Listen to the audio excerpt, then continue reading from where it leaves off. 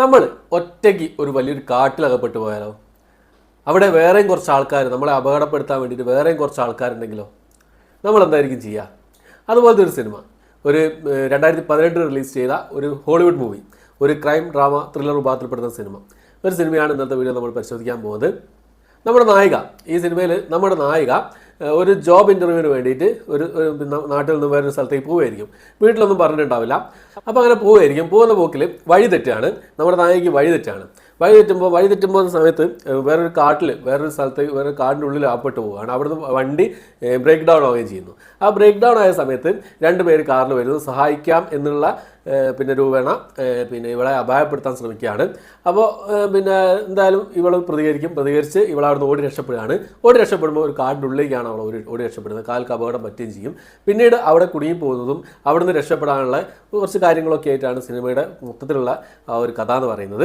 അവിടെ വേറെയും ആൾക്കാരുണ്ടാവും. അങ്ങനെ അവരുടെ അടുത്തൊക്കെ എങ്ങനെ രക്ഷപ്പെട്ടോ ഇവരുടെ ഈ ആൾക്കാരുടെ വില്ലന്മാരുടെ ഉദ്ദേശം എന്താണ് എന്നുള്ള കാര്യങ്ങളൊക്കെ കാണിച്ചു തരുന്ന സിനിമയാണ്. സിനിമയുടെ പേര് വരുന്നത് റസ്റ്റ് ക്രീക്ക് എന്നാണ് സിനിമയുടെ പേര് വരുന്നത്. 2018 റിലീസ് ചെയ്ത ഒരു ക്രൈം ഡ്രാമ ത്രില്ലർ വിഭാഗത്തിൽപ്പെട്ട സിനിമയാണ്. ഒരു നല്ലൊരു സിനിമയാണ്. 1 മണിക്കൂർ 48 മിനിറ്റാണ് സിനിമയുടെ ദൈർഘ്യം വരുന്നത്. നമ്മുടെ സിനിമയിലുടനീളം ഈ സിനിമയിൽ നമുക്കൊരു ടെൻഷൻ നിലനിർത്താൻ ഈ സിനിമയ്ക്ക് സാധിക്കുന്നുള്ളതാണ് പെർഫോമൻസ്. ആ നായികയുടെ പെർഫോമൻസ് ആയിക്കോട്ടെ, എന്താ പറയുക, ഈ കാടിൻ്റെ ആ ഒരു നിഗൂഢത, അങ്ങനെയുള്ള സംഭവങ്ങളൊക്കെ നല്ല രീതിയിൽ നമ്മളിലേക്ക് എത്തിക്കാൻ സിനിമയ്ക്ക് സാധിച്ചിട്ടുണ്ടെന്നുള്ളതാണ്. ക്യാമറ, വിഷ്വൽസ് എല്ലാം കിടലം തന്നെയായിരുന്നു. ഒരു സർവൈവൽ ത്രില്ലർ വിഭാഗത്തിൽ ഈ സിനിമയെ പെടുത്താവുന്നതാണ്.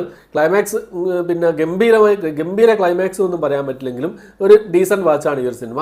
ഇതുപോലുള്ള സിനിമകളൊക്കെ ഇഷ്ടപ്പെടുന്ന ആൾക്കാർക്ക് എന്തായാലും ഒരു വർത്ത് വാച്ചായിരിക്കും ഈ ഒരു സിനിമ എന്നുള്ളതാണ്.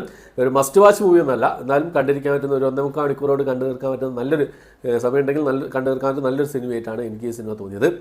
എന്തായാലും നിങ്ങളൊന്ന് കണ്ട് എക്സ്പ്ലെയിൻ ചെയ്ത് നോക്കുക. മലയാളം സബ്ടൈറ്റിലൊക്കെ അവൈലബിൾ ആണ്. എനിക്ക് ഇഷ്ടപ്പെട്ടു ഈ ഒരു സിനിമ.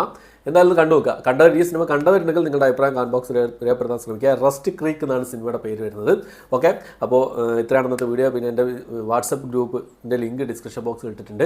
എല്ലാവരും ഒന്ന് ഫോളോ ചെയ്യുക. നമുക്ക് അതിലൂടെ കോൺടാക്ട് ചെയ്യാം. നമുക്ക് അതിലൂടെ സംസാരിക്കാനും സിനിമകളെക്കുറിച്ചും സീരീസുകളെക്കുറിച്ചും ഒക്കെ ചർച്ചകൾ ചെയ്യാനൊക്കെ പറ്റുന്നതാണ്. അപ്പോൾ ലിങ്ക് ഞാൻ ഡിസ്ക്രിപ്ഷൻ ബോക്സിൽ ഇട്ടേക്കാം.